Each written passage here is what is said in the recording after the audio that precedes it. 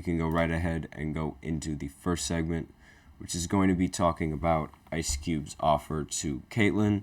So it was announced on Wednesday that his Big Three basketball organization offered Caitlin Clark $5 million to play for the league. And obviously, like Caitlin Clark, she's a current college superstar. And I believe this is the first time, this is the first time that a female has been offered a deal to play in the Big Three. Usually the Big Three is it's for players who have retired from playing in the NBA and overseas players. Those are what these players are like composed of. So this is called a historic offer to a generational athlete, and Ice Cube said that he's still waiting for Clark to respond to the opportunity and to see if she takes it. I really think that she probably should take it. This is more money than she could probably ever make in the WNBA, strictly off contract business alone. So, like, she could probably make a lot more due to NIL deals and the marketing and, like, the inflation that's going to go, not the inflation, the revenue that the league is going to generate. But the contracts that she's going to get with her teams, I don't think they're really going to do much, because it's like, this is $5 million, and there's not a single female basketball player making that under a contract. So another quote is, "We intend to offer to remain private while Caitlin Clark plays for the championship." I believe this is Iowa's big offer. But I won't deny what's now already out there. Big Three made a historic offer to Caitlin Clark. Why wouldn't we? This is Ice Cube responding like in a tweet. Caitlin is a generational athlete who can achieve tremendous success in the Big Three. So he said on Twitter that, X, I guess, like, I gotta get used to that name. I'm never gonna get used to that. The Big Three has already broken barriers by offering like women head coaching jobs. So it's really no surprise that they decide to offer this kind of deal with Caitlyn. And I'm really excited to see if she does end up playing for that league. It could be something I would really like to see that, because a lot of people say that there is a huge stipulation between women in sports and men in sports. And it's like, most of the time when women play the sport, there's a stereotype around that's like, these players aren't as good as the men. And because these players aren't as good as the men, it's not really worth watching them as opposed to watching the men, even though sometimes the women can end up winning and end up like getting championships in the respective league. Now, in terms of college, however, the story is a little bit different, where it seems like a lot of these college athletes, especially on the women's side, they're gaining a lot more traction and a lot more media coverage now. And because of the media coverage they're getting, this is allowing all of these college athletes to get NIL deals and thus make more money for themselves, more money off of name, image, and likeness than they would off of any kind of contract, which is usually which seems to be the best way of approach for these female athletes. Now, the only problem becomes if you have to be really, really good at that. Otherwise, you're not going to end up making as much money as the rest of them. So I'm just going to go ahead and look at Instagram to see if and Twitter to see if there's any more news on Caitlyn. And yeah, there is more news on Caitlyn. So that means I have to do this. Hold on.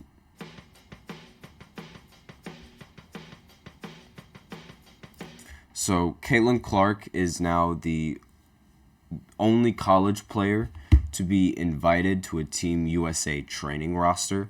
So this is obviously, again, like this, she is very, very good at basketball, and almost like she's getting so much respect from all of these all these other organizations and even Team USA Basketball. Now, is it possible that she's going to make the USA roster? Probably for the women's. I don't know I'm pretty sure they don't allow the men's and the women's to play in the same game. But if she becomes a starter for Team USA in the Olympics, that would definitely bring a lot more attention to her, not just like from a basketball perspective, but also like globally. Being a USA athlete, being an Olympic athlete, it brings attention to across so many other countries, and it's the reason why the NBA and basketball became a global sport, because in '92 they allowed NBA players to participate or to be Olympic athletes, and they created the Dream Team. And once they created the Dream Team, the NBA started to become a global thing, and a lot more people started to watch the NBA and wanted to be like Michael and wanted to be like all the players that they saw on Team USA and that roster. And that winning mentality and all that essentially comes with being on Team USA, and it's like you become known, and it's how LeBron is known globally as well. It's how Kevin Durant is known globally as well. And it's like if you go to other countries, they will know those specific players because of their time on Team USA and watching them play. Now, obviously, I know those guys didn't play at the same time as Michael Jordan or the Dream Team, but they did make the Redeem Team. And Kobe was, if you watch that Redeem Team documentary, he was very, very famous over in China because of his similarities to MJ and because of already how global the game expanded. But like in China, it was apparently a whole new level, over in wherever that Olympic was. It was a completely different level because it was like everybody knew who Kobe was. And eventually, like if things pan out the way they've been for Caitlyn, everyone is going to know exactly who she is and what she has to bring to women's basketball and what she has to bring to basketball alone. And if we're going to be honest, like there's a lot more stars, I guess you could say, in women's basketball, like at least in NCAA. So like compared to the men's side, when you look at the media stories, you don't really see one person per se. It's more like a team effort, and it's like the player didn't do well, the team did well, the team beat them, they upset them. It's always a group thing. But in terms of women's basketball, there's an easier way to, it seems easier to market like one female from each team that sticks out. And those are the females that end up getting famous and bringing the attention to women's basketball and NCAA basketball and the Sweet 16 and the NCAA tournament for the women's side, because now it's getting a lot more popular. Like the women's side already sold out in tickets much faster than the men. And I'm just going to look up some of the names of these. I just want to make sure that I'm getting the names right of these women players, because it's a lot easier to market them. Obviously, like you have Angel Reese, you have Elizabeth Kitley, Cameron Brink, and then Alyssa Pilley, and all of these other women players that are just very, very talented. That woman from UConn who completely shut down that Iowa.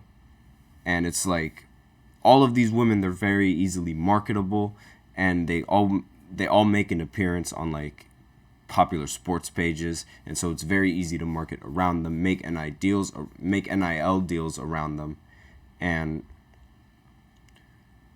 I will say though, it's once you know like who the good players are and who the teams are, it just becomes a little bit easier to tell who's going to win. Like you can, in almost every single game, you can always tell that Caitlin Clark is going to win. And in almost every other game, you could tell that UConn is going to win. and it's like makes it a little bit more predictable. So in my opinion, a little bit less fun, because like Paige Buckers, like, or Paige Buchers, forgive me if I botched that last name.